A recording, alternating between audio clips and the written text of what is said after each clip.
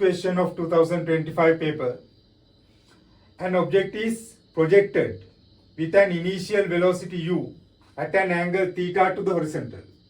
Neglect air resistance.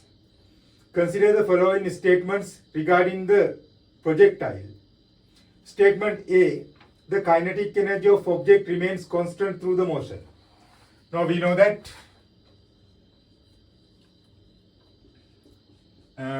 when the object is moving upward, there is a kinetic energy decreasement, and when it is moving again downward, there is an increasement of kinetic energy. Horizontal component of velocity is constant, but vertical velocity is decreasing. Therefore, when considering total kinetic energy, we have to consider resultant velocity. This velocity component is constant, but vertical velocity component is decreasing. As a result of that one, we can observe that resultant velocity is decreasing when moving from this point to maximum height. Therefore, kinetic energy is not conserved for the motion. Then statement A is incorrect. Then statement B, the velocity of the object is 0 at the highest point of the trajectory. No. We know that vertical velocity component is 0, but there is a horizontal velocity component. Therefore, we can't get that velocity at the highest point is 0. It is false. Then statement C, the acceleration of the object is constant through the motion. Yes, we know that there is no an acceleration in horizontal direction, but there is an acceleration in downward direction for the whole motion, and its magnitude is a constant. Therefore, for the whole motion, acceleration is constant. It is 10 in downward direction. Statement C is correct. Then only C is true. Third one is the correct answer for the fifth MCQ in 2025 paper. Then next question, it is 12th question of 2025 paper. A four-wheel drive, they have given meaning, power all four wheels by the engine. Car starts from rest, moves with a uniform acceleration and attains a velocity 72 kilometers per hour in 5 seconds. On a horizontal straight road, neglect air resistance. What is the minimum coefficient of static friction between tire and road during the acceleration period? We can consider resultant force on the car should be resultant frictional force in forward direction. All wheels are driving wheels, therefore all four wheels are getting a forward frictional force to move it by giving a force opposite on the earth.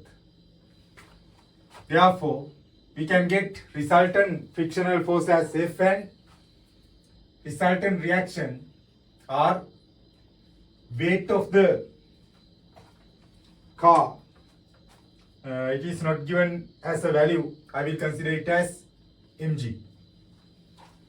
There are three forces: resultant frictional force, resultant reaction. It means there are 4 reactions on 4 tires, but we have to consider resultant reaction. And weight. When it is accelerating, we have to neglect the air resistance. Therefore, only one force to accelerate the object is this resultant frictional force. We know that final velocity of the car is 72 kilometers per hour. I will convert it to meters per second. We have to convert kilometers to meters and divide by 1 hour means 3600 seconds. 72 kilometers divided by 1 hour. We have to convert it to meters per second. Then we can obtain 20 meters per second. Now we can use the F equals ma equation for the acceleration. F equals ma. Force required to accelerate is given by frictional force. Therefore, we can write it mu r equals m. We can substitute a value as v minus u divided by t. It is rate of change of velocity. Acceleration is rate of change of velocity. Then we can get v minus u divided by t. Now, when considering vertical equilibrium, we know that reaction on the car is equal and opposite to the weight. Reaction is equal to the magnitude of weight, mg. M, v minus u divided by t. Now we can cancel out m and m, and we can substitute values. Mu, g value 10, final velocity 20, initial velocity 0, divide by time is given as 5 seconds. 5 divided by 5, 1, 4. Mu value is 4 divided by 10, it is 0.4. Then we can obtain second one is the correct answer for question number 12. Then next question, it is 13th question in 2025 paper. A uniform solid cylinder starts from rest and rolls on an inclined plane without slipping. The moment of inertia I of a solid cylinder of mass m and radius r rotating about axis of the cylinder is I equals half mr squared. What is the ratio total kinetic energy of the cylinder divided by rotational kinetic energy of the cylinder? We can write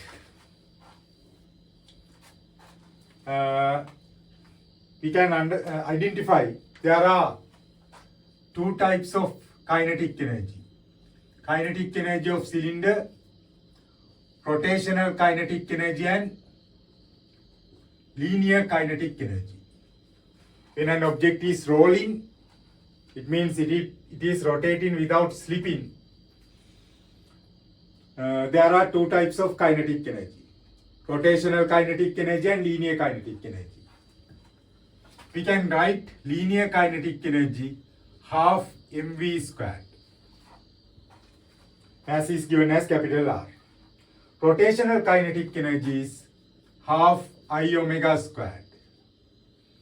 We can substitute given I value is half mr squared. And we can substitute omega value. We know that V equals R omega. I will use capital R because of they have given radius of the cylinder is capital R. Then I will subject omega. It is V divided by R. We have to substitute square of that one for the omega squared. V squared divided by R squared. Now we can cancel out R squared. And we can obtain rotational kinetic energy 1 over 4 mv squared. Now we have to get the ratio between total kinetic energy and rotational kinetic energy. When getting total kinetic energy, we have to add this value and this value. 1 over 4 plus half. 1 over 4 plus, we can get half is 2 over 4. 1 over 4 plus 2 over 4, total kinetic energy 3 over 4 mv squared. We have to divide it by the rotational kinetic energy 1 over 4 mv squared. We can cancel out mv squared and 4, then answer is 3. Ratio between total kinetic energy and rotational kinetic energy is 3. Then we can obtain fourth one is the correct answer for question number 13. Then question number 14. a body is dropped freely from a height above the ground. At the same time, another body is thrown horizontally from the same height. Assume that air resistance is negligible. Which of the following statement is true regarding the time of flight of two bodies? First object is vertically dropped object. Dropped object means there is no an initial velocity.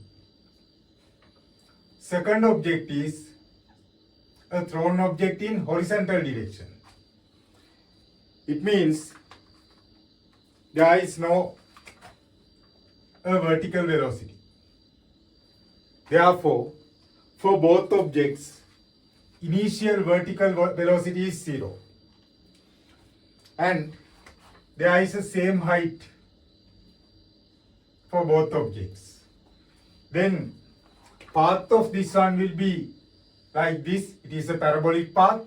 Path of this one will be a linear path, but we have to use downward direction. SC equals ut plus half at squared.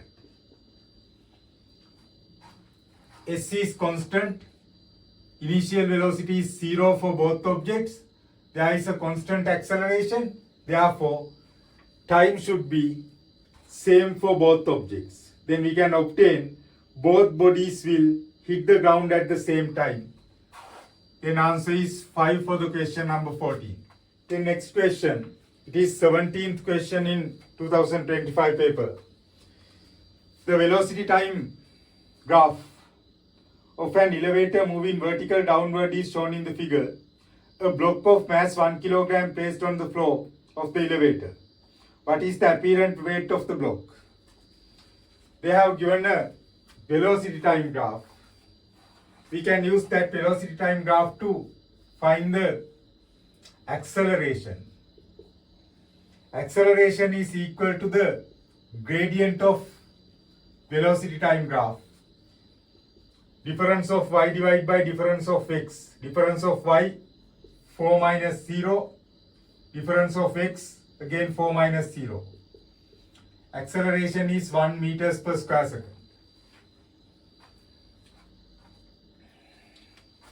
Then we can consider the 1 kilogram mass in the elevator.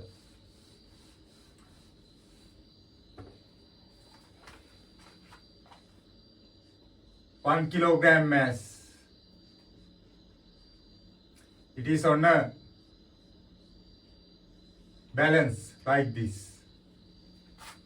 Now we have to find the reading of this scale. We have to consider this system is accelerating upward direction in 1 meters per second. No, downward direction in 1 meters per square second. They have given elevator moving vertical downward with this acceleration. We can consider forces on this object. Weight of 1 kilogram is 10 Newton. There is a reaction in upward direction. Now we can use F equals ma in downward direction. Downward force 10 minus upward force R. We have to find R. R is the reaction on 1 kilogram. It is equal and opposite to the reaction on scale pan. And it is the reading of scale. Mass 1 kilogram, acceleration 1. Then we can find R value 9 Newton. We can obtain third one is the correct answer for question number 17. Then question number 21. When an athlete bends as shown in the figure, his center of gravity is most likely to be found at. They have given a position like this. Now you can identify he is not touching ground or legs. Therefore, his center of gravity should be above this point, because of mass distribution is in upward direction, and if he is touching the ground, his center of gravity will move in this direction, forward direction. But he is not touching the ground, therefore his center of gravity should move in this direction. Above the midpoint and in this direction, we can get B is the approximate center of gravity of athlete. Then we can get second one is the correct answer of question number 21. Right, then next question.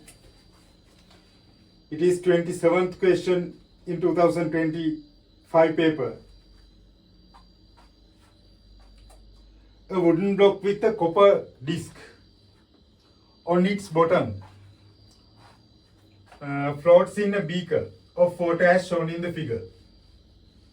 The height h and h1 and h2 are shown in the figure. After some time, the disc deattaches and falls into the water. Then we have to consider the change of h1 and h2. This one is the water beaker and this one is the water level. The wooden block is like this and copper plate is this one. They have marked h1 height, this one. h2 is this one.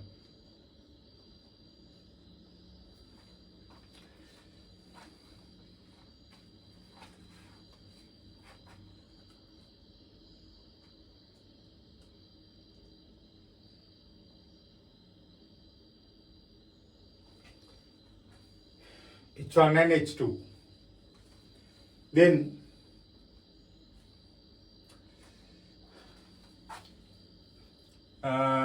when this copper plate is deattached and when it is fallen into the water, we can identify the weight of this object is decreasing because of we know that copper is a high density material. Therefore, this one should move upward. It means h1 is decreasing. And for both situations, there is a same upthrust on copper plate. In this situation and when the copper plate is at the bottom of the beaker. For both situations, copper plate is fully immersed in water. Therefore, upthrust on copper plate is a constant value for both situations. But the immersed height of wooden block is decreasing. Therefore, upthrust on wooden block is decreasing after deattaching the copper plate. It means upthrust on this object is decreasing. We know that according to Archimedes principle, upthrust is equal to the displaced fluid weight. Then displaced fluid weight should be decreased. Therefore, H2, water level in the beaker, also decrease. Therefore, both H1 and H2 decrease. Fourth one is the correct answer for question number 27. When considering this one, I will consider water level is at the maximum level. Now, there is an object. Consider that there is no a copper plate like this, but you have given a push on the object to immerse it. Now consider that if you are removing this force, this one will floating like this. The immersed height is a small value, and you can observe this water level is decreasing because of when immersing this object, water level should rise because of upthrust is increasing on this object. To increase the upthrust, water level is moving upward because of we know that upthrust is equal to the displaced water weight. To maintain displaced water level, it should move in upward direction when given a force. But if releasing this force, water level is moving in a downward direction. Same thing for this one. There is a copper plate like this. When detach it, this object will move upward direction. When reducing immersed height of this object, this water level will decrease. Then question number 30. The inner cross-sectional area of a cylindrical tank is 1 square meters. It is filled with water and a frictionless piston covers its entire water surface. As shown in the figure, a uniformly distributed force of 2500 Newton is applied on the piston from top. A small hole is situated close to the bottom of the tank. What is the speed of water coming out of the hole? Then the height of the water level, when the height of the water level is 0.2 meters, density of water is given as 1000 kilograms per cubic meter. We have to use the Bernoulli's principle. First thing you have to identify, pressure at this place is atmospheric pressure plus given pressure by the piston. Given pressure by the piston is force over area. Force 2500 divided by area 1. And when considering this point, I will consider P1 and P2. P2 is P0. It is atmospheric pressure. I have considered P0 as the atmospheric pressure. And second thing you have to identify when considering this flow line, they have given that a small hole is situated close to the bottom of the tank. A small hole. It means this hole is a small one. When comparing with this cross-sectional area of cylinder, hole is a small one. Therefore, we can consider that velocity at this place is 0. When comparing cross-sectional areas, this cross-sectional area is a greater value when comparing with this small hole. Therefore, velocity of flow at the water surface is a small value. We can consider that it is like a lake. If this one is a lake, when removing water from the outlet, this water level will not change because of when comparing this cross-sectional area and this cross-sectional area, this one is a greater value.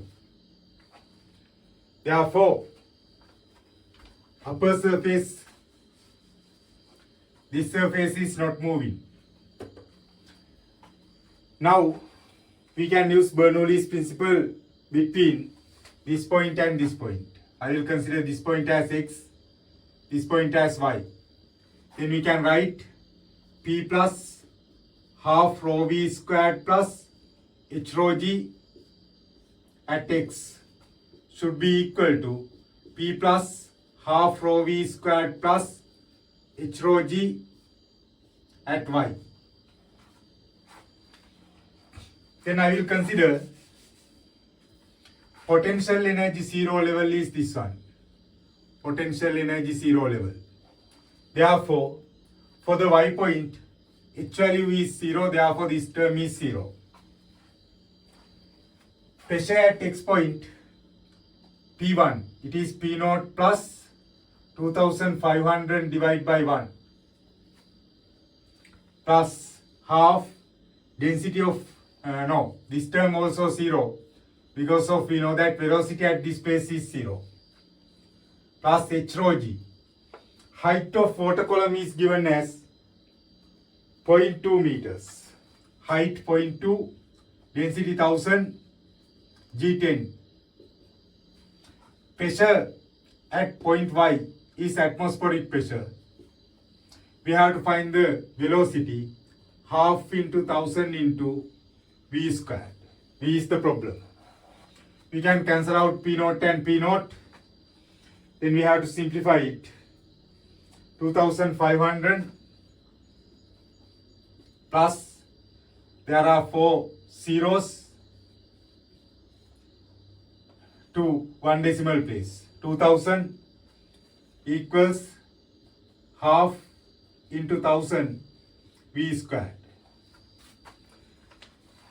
Now I will cancel out 2 zeros from all terms. Then 25 plus 20, 45. 2 divided by 2, 1, 5. We have to bring 5 as a division. Square root. 45 divided by 5, 9. Root 9 is 3 meters per second.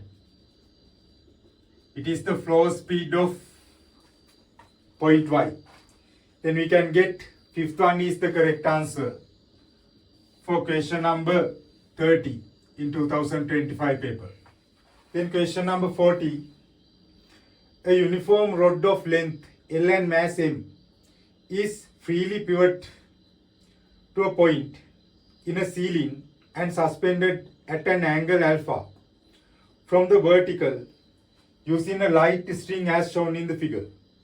A small lump of clay of mass M moving horizontally at velocity v hits the free end of the rod and sticks together.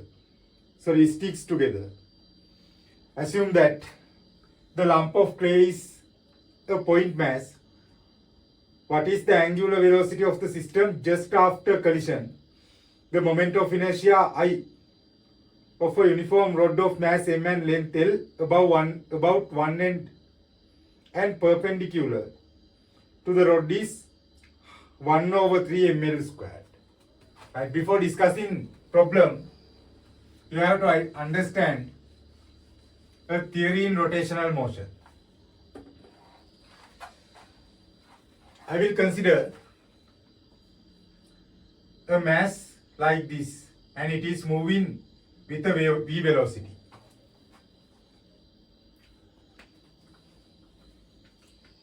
Then we can get linear momentum of this object is mv.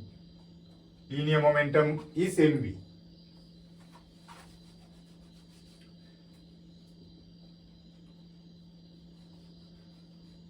If we have to find the angular momentum around a point like this, when finding angular momentum, we have to consider a point. Then we have to get the torque of momentum. Torque of momentum means momentum multiplied by perpendicular distance from the considered axis. Then we can write angular momentum of object is P into x. P means linear momentum. It is mv into x. Then you have to remember angular momentum of an object is equal to the torque of linear momentum. When getting torque of force, we have to multiply force by perpendicular distance. Same thing when getting torque of linear momentum also a vector where we have to multiply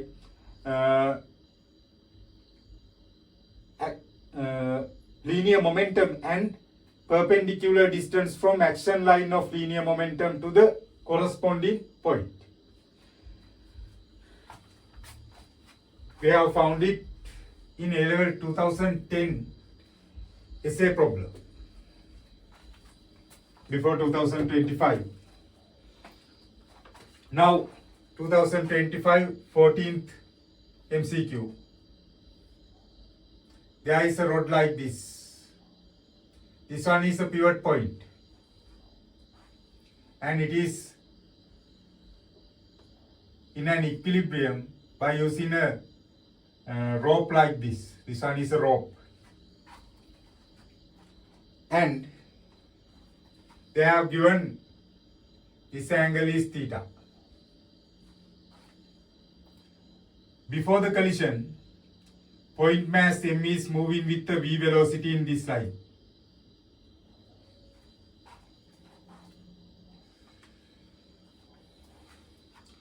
Now I will consider after collision situation. After collision, both objects are rotating around this pivot point as a single object. This point mass is attached to the rod. Then we can use conservation of angular momentum. Conservation of angular momentum. Angular momentum before the collision. Linear momentum of this object is mv into perpendicular distance from this action line to the pivot point. It means this one. We can get it. Length is given as L. It is hypotenuse. We have to get adjacent. Adjacent is L cos, not theta, it is alpha. L cos alpha. Then we can write angular momentum of this point mass before the collision mv into L cos alpha. There is no an angular momentum for the rod before the collision, it is at rest. After the collision, both objects are acting as a single object. Then we have to add moment of inertia. Moment of inertia of rod plus moment of inertia of point mass mr squared. Mr means L. Radius is L when rotating this one. This one is the total moment of inertia. We have to multiply by omega. Then we have to find omega value. When finding omega value, I will substitute I. mv L cos alpha equals I value is given as 1 over 3 ml squared. 1 over 3 capital M L squared plus simple M L squared omega. Then we can multiply all terms by 3. 3 mv L cos alpha equals to, when multiplying this term by 3 we can get only ml squared. I will get L squared as a common factor. When multiplying this one by 3, 3m, and we have to get L squared as a common factor, omega. Then we can cancel out one L term. Then omega is 3 mv cos alpha divided by capital M plus 3 simple m. Capital M plus 3 simple m L. Then we can obtain third one is the correct answer for the question number 40. Right, then question number 41. A beam PQ of length 3 meters and mass 80 kilogram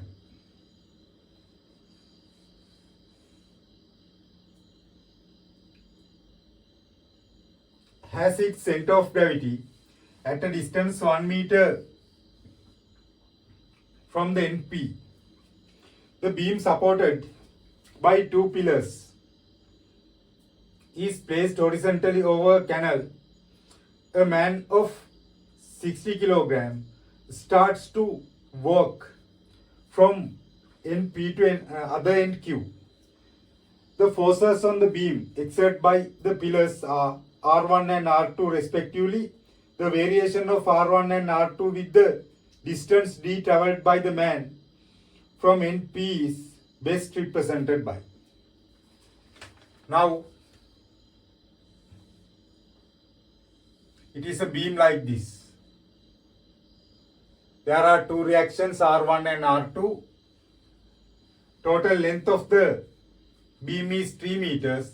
Center of gravity is 1 meter from this side. It means we have to consider center of gravity is in this direction, this side. It means this side is mass of this side is more than mass of this side. It is not. It is not a uniform beam. Then I will consider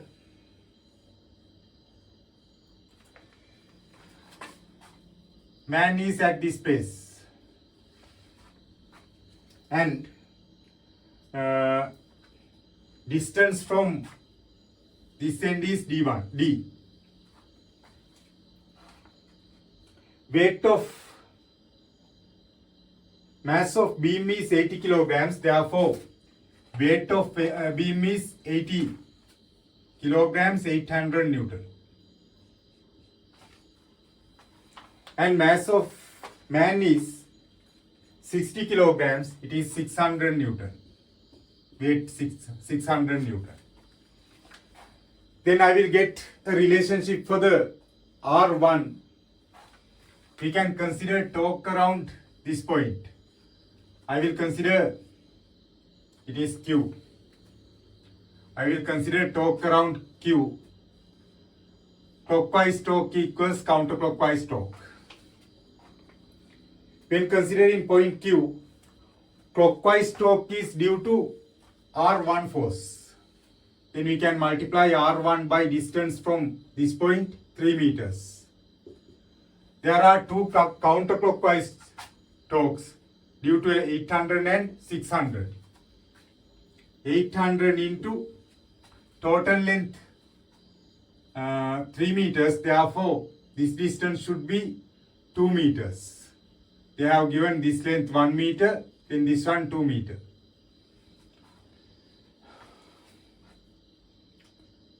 Plus 600 Newton into. Now we have to get this distance. Total length 3 meters, 3 minus d. Now we have to get R1 to the y-axis. We can get R1 equals 600 into minus d minus 600d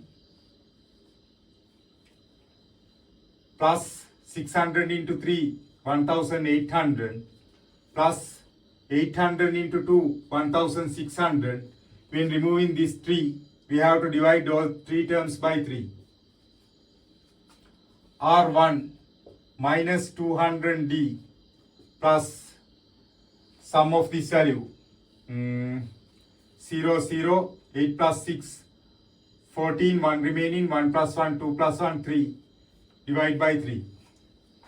However, it is in the form y equals minus mx plus c. I was trying to show that it is a linear graph.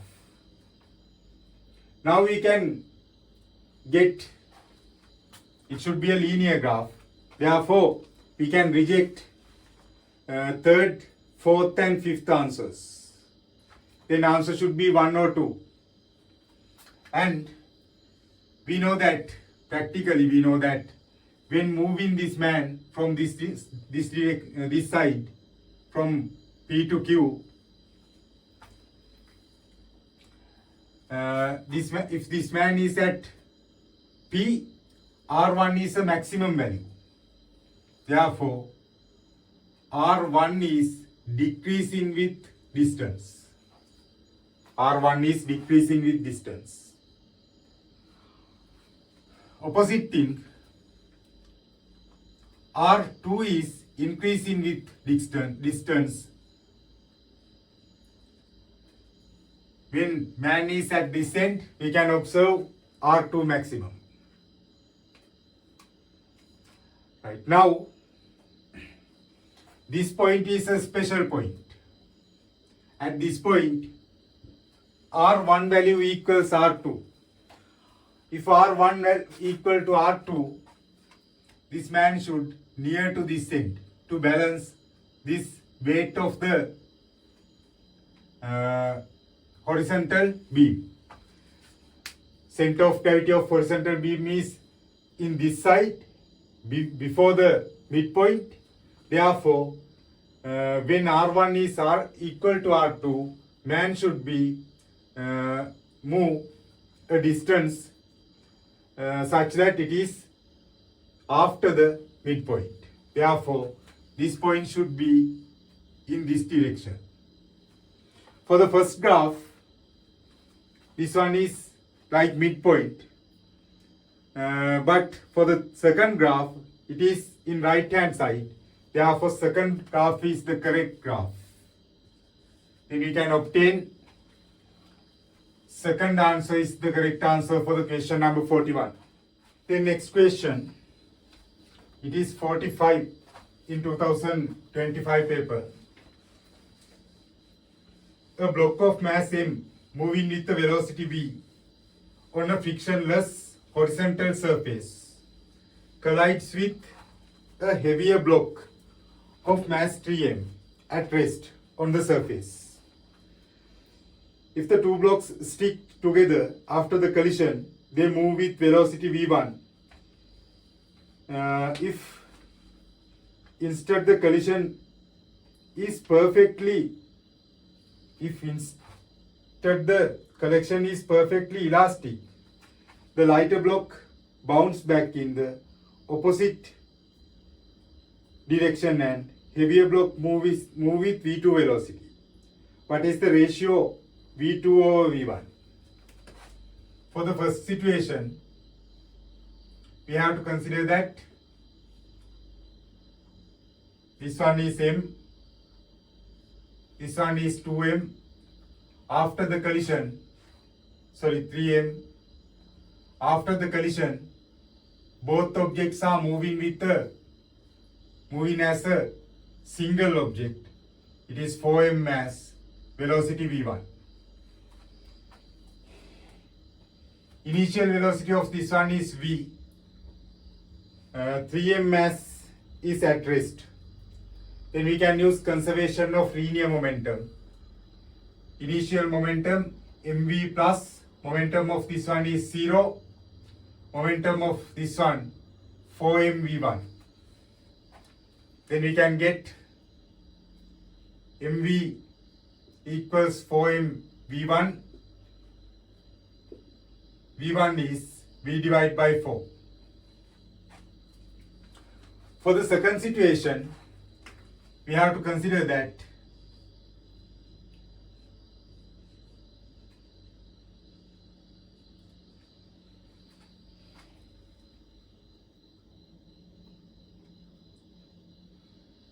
they move with velocity v1.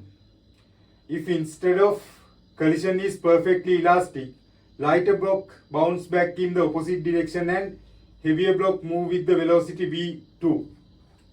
Now, lighter block m, I will consider its velocity as u, and heavier block, its velocity is given as v2.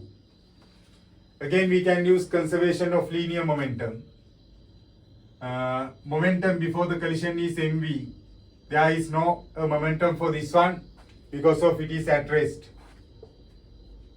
After the collision, momentum of this one is mu. It is a minus value in opposite direction. Velocity is in opposite direction. and 3m V2. Then we can consider they have given that it is perfectly elastic.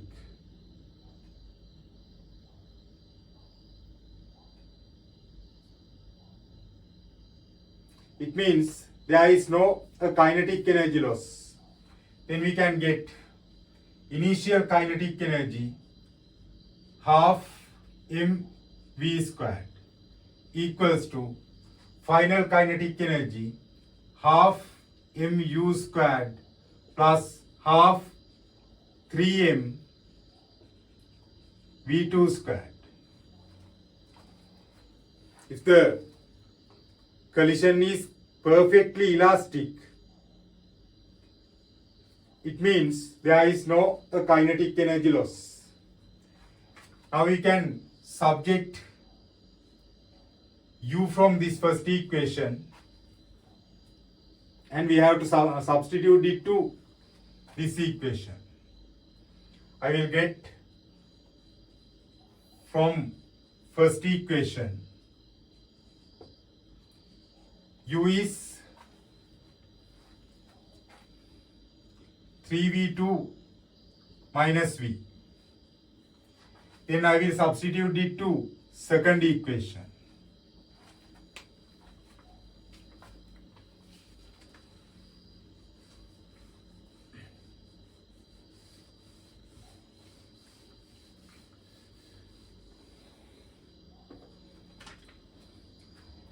In second equation, we can cancel out m and half. Then v squared equals u squared. U squared means square of this one. 3v2 minus v squared plus 3v2 squared. Now we have to solve that equation to find the value of v2. V squared, square of first term 9 v2 squared, plus into minus minus 3 v2 v plus v squared plus 3v2 squared. We have discussed a problem like this in last week. Now we can cancel out v squared and we have to subject v2. I will bring minus term to this side. 3v2v equals 9v2 squared plus 3v2 squared, 12v2 squared. We can cancel out one v2 term. Then v2 should be 3v divided by 12. It means v2 is v over 4.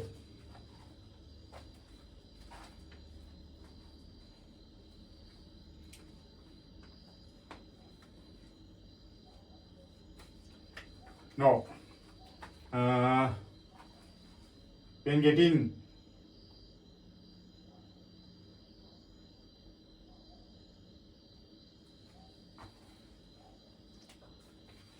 this equation, u equals 3v minus 3v2 minus v, it is correct. When getting this one, expansion, twice of product of two terms, 6. This one should be 6. Then 12 divided by 6, 2. 6 divided by 6, 1. V over 2. Now we have to get the ratio between V2 and V1. It means V2 divided by V1. V2 is V over 2. When dividing by V1, we can multiply it by reciprocal. And we can obtain ratio is 2. Then answer is 5 for the question number 45.